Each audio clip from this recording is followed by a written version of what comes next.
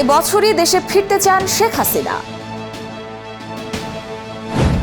ঢাকা সহ 12 জেলার জন্য দুঃসংবাদ, নদী বন্দরে সতর্কতা।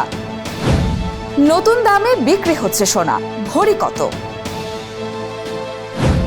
স্থানীয় নির্বাচনে একক প্রার্থী দিতে বহু কৌশল বিএনপির। ভুল করে ফেলে যাওয়া পাকিস্তানি শিশু ফিরল মা বাবার কোলে।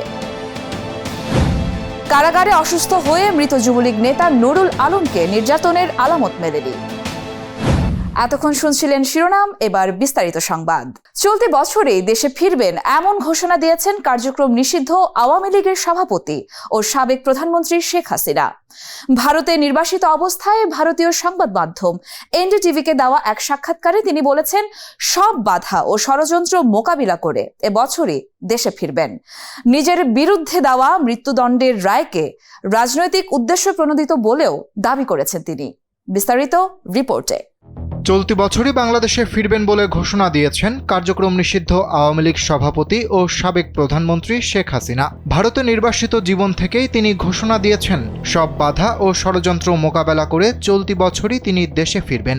ভারতীয় সংবাদ মাধ্যম এনডিটিভিকে দেওয়া এক বিশেষ ইমেইল সাক্ষাৎকারে তিনি এই ঘোষণা দেন। মৃত্যুদণ্ডের রায় মাথায় নিয়ে এবং দল নিষিদ্ধ হওয়ার পরও অনড় অবস্থানে রয়েছেন এই নেত্রী। প্রায় 2 বছর ধরে দেশের বাইরে থাকা শেখ হাসিনার দাবি, তার দেশে ফেরা ব্যক্তিগত উচ্চাকাঙ্ক্ষার বিষয় নয়, বরং মানুষের রাজনৈতিক অধিকার, গণতন্ত্র, আইনের শাসন এবং মুক্তিযুদ্ধের চেতনা পুনরুদ্ধারের সঙ্গে এটি জড়িত। তিনি বলেন, ক্ষমতার জন্য নয়, মানুষের কল্যাণ এবং বঙ্গবন্ধুর সোনার বাংলা গড়ার লক্ষ্যেই তিনি রাজনীতি করেন। নিজের বিরুদ্ধে দেওয়া মৃত্যুদণ্ডের রায়কে তিনি অবৈধ, অসাংবিধানিক ও রাজনৈতিক উদ্দেশ্য প্রণোদিত বলে দাবি করেন। তার অভিযোগ, আওয়ামী লীগকে নেতৃত্বহীন করতেই বিচার বিভাগকে রাজনৈতিক প্রতিহিংসার হাতিয়ার হিসেবে ব্যবহার করা হয়েছে। সাক্ষাৎকারে শেখ হাসিনা আরও বলেন, তিনি মৃত্যুকে ভয় পান না। 1975 সালে পরিবারের অধিকাংশ সদস্যকে হারানো এবং 21 আগস্টের গ্রেনেড হামলা সহ একাধিক ষড়যন্ত্র মোকাবেলা করেও তিনি মানুষের পাশে ছিলেন। তাই সব বাধা উপেক্ষা করে চলতি বছরই দেশে ফেরার ব্যাপারে তিনি আশাবাদী বলেও জানান। রাজধানী ঢাকা সহ দেশের 12 জেলার জন্য ঝোড়ো হাওয়া ও বজ্রবৃষ্টির সতর্কতা দিয়েছে আবহাওয়া অধিদপ্তর। একই সাথে সংশ্লিষ্ট নদী বন্দরগুলোকে 1 নম্বর সতর্ক সংকেত দেখাতে বলা হয়েছে। ঘন্টায় 45 থেকে 60 কিলোমিটার বেগে দমকা বা ঝোড়ো হাওয়া বয়ে যেতে পারে বলে আশঙ্কা করা হচ্ছে।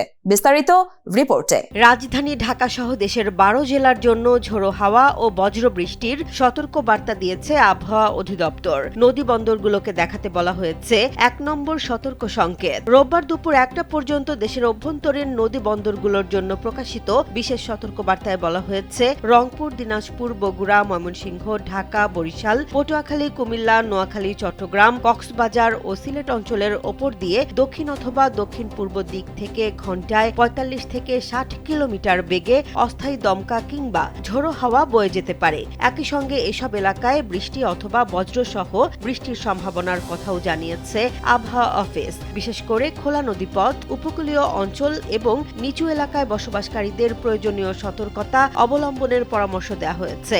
আবহাওয়াবিদদের মতে, বর্ষা মৌসুমে উষ্ণ ও আর্দ্র বায়ুর প্রবাহ সক্রিয় থাকায় দেশের বিভিন্ন অঞ্চলে স্বল্প সময়ের মধ্যে স্থানীয়ভাবে বজ্রঝড় তৈরি হওয়া স্বাভাবিক ঘটনা। তবে ঝড়ের গতিবেগ 60 কিলোমিটার পর্যন্ত পৌঁছাতে পারে বলে নৌযান ও নদী পথে চলাচলকারীদের জন্য বাড়তি সতর্কতা জরুরি হয়ে উঠেছে। এ পরিস্থিতিতে ভোর 4টা থেকে দুপুর 1টা পর্যন্ত সংশ্লিষ্ট এলাকার নদী বন্দরগুলোকে 1 নম্বর সতর্ক সংকেত দেখাতে বলা হয়েছে। প্রয়োজন ছাড়া ছোট নৌযান নদীতে না নামানো এবং বজ্রপাতের সময় খোলা আকাশে অবস্থান না করার পরামর্শ দিয়েছেন সংশ্লিষ্টরা। বর্ষাকালে এমন আবহাওয়া পরিস্থিতি দ্রুত পরিবর্তিত হতে পারে, তাই সর্বশেষ আবহাওয়া বুলেটিন অনুসরণ করা এবং স্থানীয় প্রশাসনের নির্দেশনা মেনে চলাই নিরাপদ থাকার সবচেয়ে কার্যকর উপায়। দেশের বাজারে নতুন দামে বিক্রি হচ্ছে সোনা। বাংলাদেশ জুয়েলার্স অ্যাসোসিয়েশন বাজুসের সর্বশেষ সিদ্ধান্ত অনুযায়ী প্রতি ভরি 22 ক্যারেট সোনার দাম বেড়ে দাঁড়িয়েছে 2,28,556 টাকায়।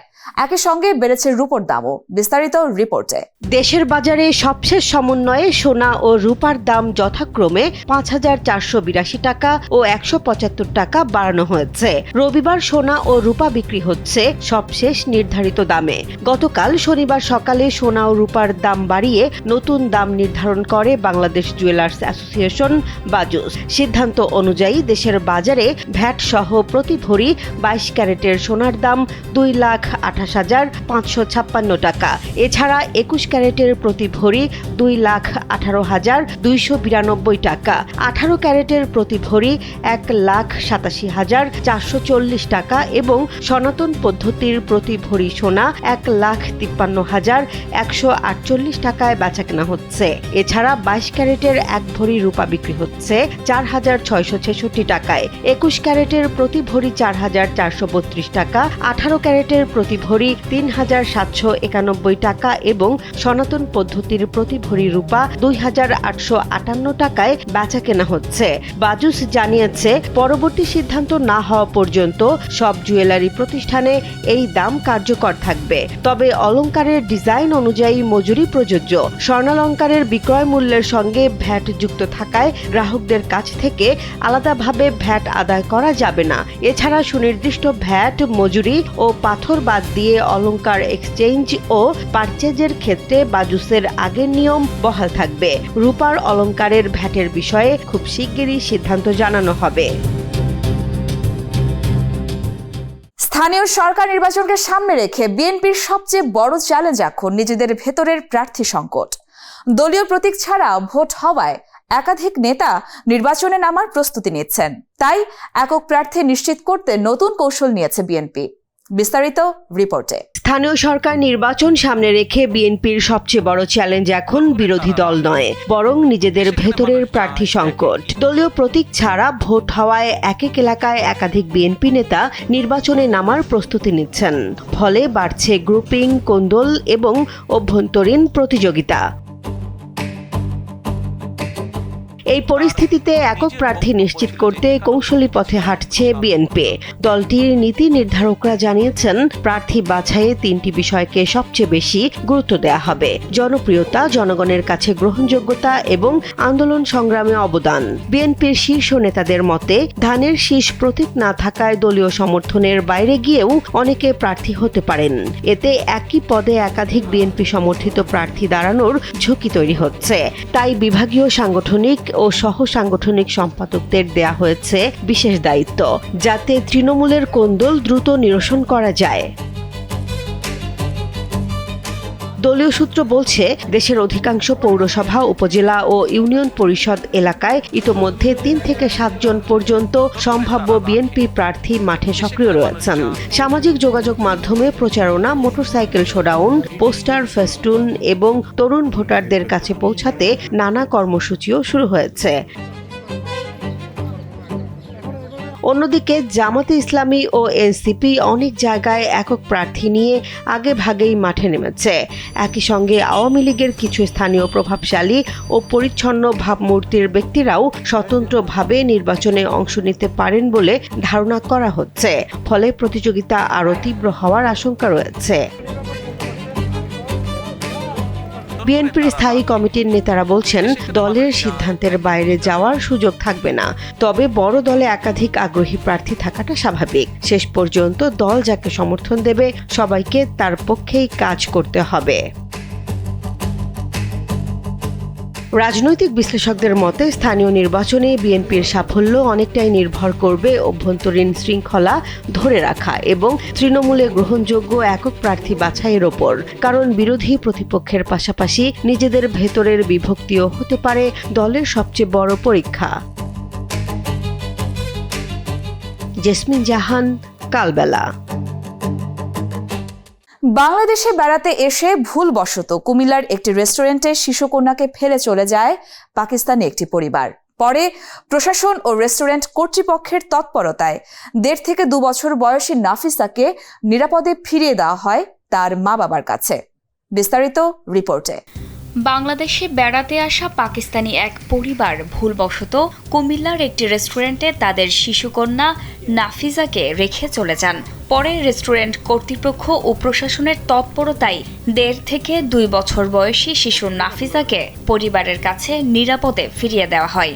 শনিবার দুপুর 2:45টার দিকে কুমিল্লার সদর দক্ষিণ উপজেলার মুস্তাফাপুর এলাকার জাইতুন রেস্টুরেন্টে উপজেলা নির্বাহী কর্মকর্তা সুজন চন্দ্র রায় শিশুটিকে পরিবারের সদস্যদের কাছে হস্তান্তর করেন। এ সময় উপজেলা সমাজসেবা অফিসের কর্মকর্তারাও উপস্থিত ছিলেন। পাকিস্তান থেকে বাংলাদেশে বেড়াতে আসা পরিবারটি শনিবার সকালে 2টি গাড়িতে কক্সবাজারের উদ্দেশ্যে রওনা দেয়। পথে জাইতুন রেস্টুরেন্টের নাস্তা শেষে যাত্রা শুরু করলে ভুল বুঝাবুঝিতে শিশুটির বাবা মা মনে করেন নাফিজা দাদা দাদুর গাড়িতে রয়েছে, আর দাদা দাদুর ধারণা ছিল সে বাবা মায়ের গাড়িতে উঠেছে। এ কারণেই শিশুটি রেস্টুরেন্টে থেকে যায়। পরে চট্টগ্রামের কর্ণফুলী টানেল এলাকায় পৌঁছে শিশুটিকে না পেয়ে পরিবারটি বিষয়টি বুঝতে পারে এবং দ্রুত কুমিল্লায় ফিরে আসে। এদিকে রেস্টুরেন্ট কর্তৃপক্ষ শিশুটিকে একা দেখতে পেয়ে পুলিশকে খবর দেয়। পরে উপজেলা সমাজসেবা অফিস পরিবারের সঙ্গে যোগাযোগ করে পরিচয় নিশ্চিত করলে প্রশাসনের মাধ্যমে শিশুটিকে পরিবারের কাছে হস্তান্তর করা হয়। চট্টগ্রাম কেন্দ্রীয় কারাগারে কার্যক্রম নিষিদ্ধ যুবলীগ নেতা নুরুল আলমের মৃত্যুকে ঘিরে ওঠা নির্যাতনের অভিযোগে নতুন তথ্য দিয়েছে জেলা পুলিশ। পুলিশের দাবি, গ্রেফতার থেকে কারাগারে পাঠানো পর্যন্ত কোথাও তার শরীরে নির্যাতনের কোনো আলামত পাওয়া যায়নি। এদিকে কালবেলার হাতে এসেছে এ ঘটনার সিসিটিভি ফুটেজও। বিস্তারিত রিপোর্টে। চট্টগ্রাম কেন্দ্রীয় কারাগারে কার্যক্রম নিষিদ্ধ সংগঠন যুবলীগের নেতা নুরুল আলমের মৃত্যুকে ঘিরে নানা আলোচনা ও অভিযোগ উঠলেও তার শরীরে কোনো ধরনের আঘাত বা নির্যাতনের আলামত পাওয়া যায়নি বলে জানিয়েছে চট্টগ্রাম জেলা পুলিশ। জেলা পুলিশের দাবি, গ্রেফতার থেকে শুরু করে থানায় নেওয়া, আদালতের সোপর্দ, কারাগারে পাঠানো সহ প্রতিটি ধাপে আইন অনুযায়ী সব প্রক্রিয়া সম্পন্ন করা হয়েছে এবং কোথাও কোনো নির্যাতনের আলামত পাওয়া যায়নি।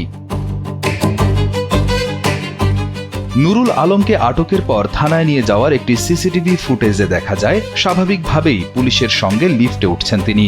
মামলার প্রক্রিয়া শেষে আদালতে প্রেরণের পর সেখানেও হাসি খুশি ছিলেন নুরুল আলম। একসময় জয়সূচক ভি চিহ্ন প্রদর্শন করেন তিনি।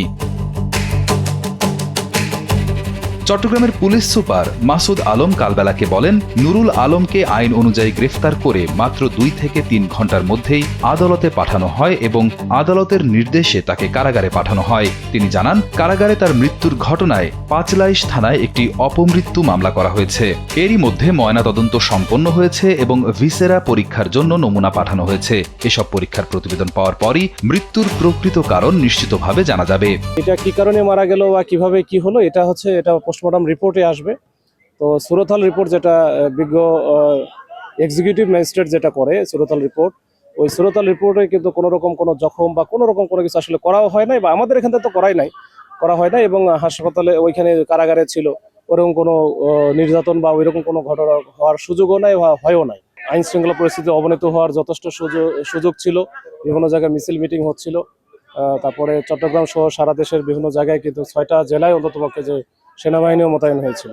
তো এইটা বিবেচনা করে হয়তো বা প্রিভেন্টিভ অ্যারেস্টের একটা অংশ হিসাবে ওটা করেছিল, এটা অন্য কোনো উদ্দেশ্য না।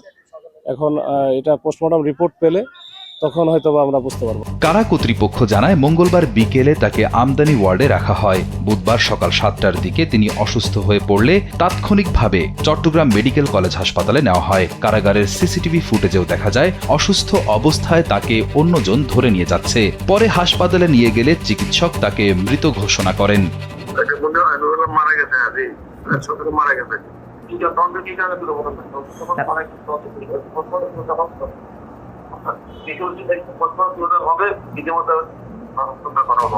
নুরুল আলমের মৃত্যুর পর তার পরিবার দাবি করছে, জমিজমা সংক্রান্ত বিরোধ এবং রাজনৈতিক প্রতিহিংসার জেরে নুরুল আলমকে মিথ্যা মামলায় জড়ানো হয়েছে। আমি জানি কত টাকার বিনিময় হলে কালকে স্পেশাল ডিবিতে গিয়ে আমার ভাইকে অ্যারেস্ট করে 2:30 বাজে এখানে যে কোর্টের মধ্যে সোপর্দ করতে পারে। যদি আমার ভাইয়ের মামলা থাকতো তাহলে এরা তানা পুলিশে ধরতো, এরা স্পেশাল ডিবি পুলিশ ভাড়া করে টাকা দিয়ে আমার ভাইকে গ্রেফতার করে কালকে কোর্টে এখানে চালান দিছে। কার্যক্রম নিষিদ্ধ যুবলীগ নেতা নুরুল আলমকে গেল 23 জুন চট্টগ্রামের সাতকানিয়া এলাকা থেকে আটক করা হয়। গোয়েন্দা পুলিশের হাতে আটক হওয়া নুরুল আলম ঢেমশা ইউনিয়ন যুবলীগের যুগ্ম আহ্বায়ক ছিলেন। রিয়াদ হোসেন, কালবেলা।